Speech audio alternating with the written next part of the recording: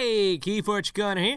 So today we're talking about an interesting interaction we have between Mindworm and Shadow Self. So, let's start with Mindworm. So Mindworm is a 1-power creature. It has elusive, and its ability says, before fight, the creature Mindworm fights deals damage equal to its power to each of his neighbors. Sounds like a pretty alright way to damage your opponent's creatures and punish them for having huge creatures on the field. And when we talk about huge creatures, of course, one of the main ones that might come to mind is Shadow Self. Now, Shadow Self is a 9-power creature, and it says, Shadow Self deals no damage when fighting. And also, damage dealt to non-spectre neighbors is dealt to Shadow Self instead. Now, the second part is obviously about the fact that if you have two Shadow Selves next to each other, they won't infinitely absorb the damage of the other Shadow Self. So they added this line here, since Shadow Self is the only spectre. Now,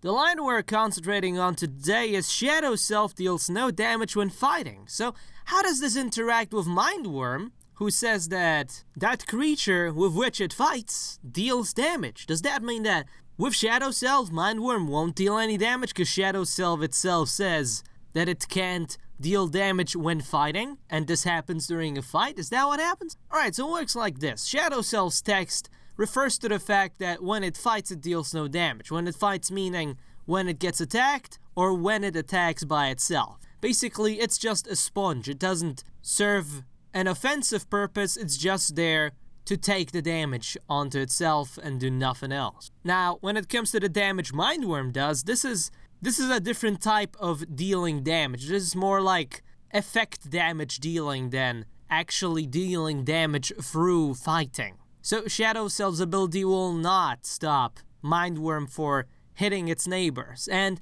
interestingly, what does happen in this situation is that, of course, since Shadow Self protects its neighbors, if it has two neighbors next to each other, Shadow Self takes 18 damage. Because the 9 damage on the left and 9 damage on the right has to be absorbed by Shadow Self. Now, if we do have a situation like the two creatures next to Shadow Self having armor, this damage is slightly lower depending on how much armor they have on them. But in most of the situations, Mindworm is pretty much a Shadow Self killing machine. It wrecks it 100%. Of course, I'm sure there are better uses for the card Mindworm than just Shadow Self removal. However, this is a pretty fun thing I came across while playing Keyforge today. The things you find out when you keep playing Keyforge, you know? Unfortunately, I don't have as much time to play Keyforge as I would like. Otherwise, I would have video material pretty much every second. It's just so many interesting interactions are possible in this unique deck game. So anyway, this is the interaction for today. How did you like it? Did that make Mindworm any better for you? Did it not change your opinion on it whatsoever? Tell me in the comments below what you think about all this. Let's discuss. On the Keyforge Corner, I hope you guys keep on forging those keys, and I will see you tomorrow.